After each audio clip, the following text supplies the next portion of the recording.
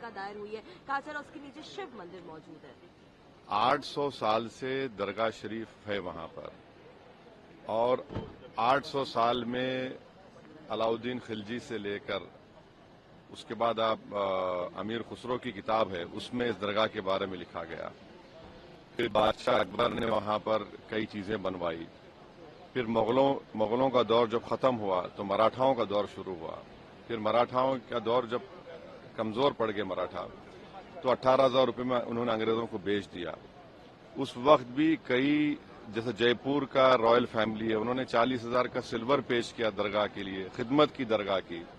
देश के हर प्रधानमंत्री उर्स के दौरान वहां पर चादर बिछाते हैं। हमारे पड़ोस में जो 2 ममालिक हैं, कंट्रीज हैं, उनका ऑफिशियली डेलीगेशन वहां पर जाता है। जो इंडियन डायस्पोरा है सारी दुनिया में, वो वहां पर अकीदत रखते हैं, आते हैं सुल्तान हिंद के पास। आज अचानक आप ये हरकत कर रहे हैं, तो सलीम चिश्ती की दरगाह नहीं है रहमतुल्लाह अलैह की, और ख्वाजा गरीब नवाज की दरगाह नहीं है। कहाँ रुकेगा बताइए? ये प्लेसेस ऑफ वर्शिप एक्ट 91 का क्या होगा? क्या अब डीवाईसी चंद्रचूड़ तो अब तो नहीं है, सीजीआई, क्या उनको अब ख्याल आ रहा है कि अगर वो इसको रोक देते? राम मंदिर के जजमेंट में उन्होंने प्लेस ऑफ वर्शिप एक्ट को, जजेस ने कहा कि ये बेसिक स्ट्रक्चर का हिस्सा है। बाद में सीजीआई ने खामोश हो गए जब चंद्रचूड़ थे। अब चंद्रचूड़ अपनी लेगेसी को प्रोटेक्ट करने के लिए हर जगह मीडिया चैनल बैठकर इंटरव्यू दे रहे हैं। उन्होंने देखा क्या कर दिया उन्होंने। ये आपने देखा संभल में क्या हुआ, 5 लोगों की, मासूम लोगों की मौत हो गई। अब भारत सरकार को पार्टी बनाया गया, मिनिस्ट्री ऑफ माइनॉरिटी अफेयर्स को, एएसआई को। अब नरेंद्र मोदी की सरकार, क्या वो कहेगी जिस पर नरेंद्र मोदी ने अपनी चादर बिछाई है बहैसियत प्रधानमंत्री, कि वो दरगाह है नहीं है? एएसआई क्या बोलेगा? ये पूरा देश को डिस्टेबलाइज करने के लिए, और ये देश के हित में नहीं, हम बार बार आपको कह रहे हैं।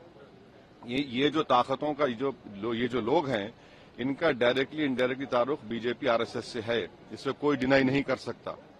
दिल्ली से लॉयर्स को लाकर आपने ये केस डाला है, और आप 800 साल से दरगाह है, इसको बोल रहे दरगाह नहीं है। तो फिर क्या होगा फिर देश में? क्या कोई खामोश बैठ जाएगा? अब कल कोई मुसलमान जाके बोलेगा नहीं ये वर्शिप की जगह नहीं है, किसी और की, मेरी है। देश चलेगा तो संविधान से चलेगा, रूल ऑफ लॉ से चलेगा, लॉ एंड ऑर्डर मेंटेन होगा नहीं होगा, ये सब चीजें हैं। इसको तो नरेंद्र मोदी को डायरेक्टली जवाब देना पड़ेगा देश को, कि आप इन लोगों को रोकेंगे नहीं रोकेंगे। तो बांग्लादेश में जो हालात हैं, संभल में जिस तरह की घटनाक्रम सामने आए हैं, तो सरकार की तरफ से कहा गया है कि जो दंगाइयों हैं उनसे वसूली कैसा लेंगे आप बगैर कोर्ट में प्रूफ करे?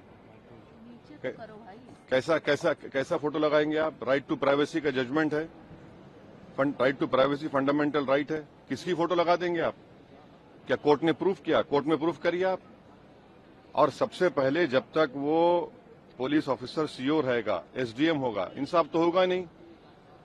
उन्हीं की मौजूदगी में सब तमाशे हुए, फायरिंग हुई, 5 लोगों की मौत हो गई, वहां पर मर्डर किया गया उन लोगों को। प्रियंका गांधी ने शपथ ली आज, लेकिन उनको ये कहा जा रहा है कि वो मुस्लिम लीग की सांसद ने शपथ ली आज। कौन? प्रियंका गांधी की शपथ को बीजेपी कह रही है कि मुस्लिम लीग की सांसद ने शपथ ली है। तो फिर आप तो स्पीकर पर सवाल उठा रहे हैं, स्पीकर पर सवाल उठा रहे हैं लोग फिर तो। सर, संभल में ग्राउंड से 41 कारतूस बरामद हुए हैं। वहाँ पर प्रशासन का कहना है कि उनकी दंगाइयों की तरफ से गोलियां चलाई गई थी। वो जो वीडियो दिख रहा है जो पुलिस वाले मार रहे हैं, वो क्या था? फूल बरसा रहे थे, फूल बरसा रहे थे वो लोग। जो विजुअल्स हैं सारी दुनिया देख रही है, वो फूल बरसा रहे थे क्या? और आप उसको नया ट्विस्ट देते हैं हर थोड़े दिन को। बांग्लादेश आप लोगों ने और समय मांगा है एक्सटेंशन। अब देखिए, आज तो एजेंडे में आया है कि उसको मोशन लाया गया है। देखिए वो क्या, वही तो बोलना है, देखने वो जब आएगा 12 बजे पता चलेगा। बांग्लादेश के इस्कॉन मंदिर के सीयर को उनको अरेस्ट किया गया है, और जिस तरह का घटनाक्रम आया भाई, भारत सरकार ने अपना जवाब दिया है, हम उसकी तायीद करते हैं। एमईए ने जो दिया है, सरकार की तरफ से क्या, और सरकार की तरफ से जो आया है, हम तो जब सरकार बोल रही है तो हमारी तरफ से बोल रही है ना, और क्या है और कुछ। Thank you. न्यूज नेशन अब व्हाट्सएप पर खबरों की ताजा अपडेट के लिए न्यूज नेशन के इस क्यूआर कोड को स्कैन करें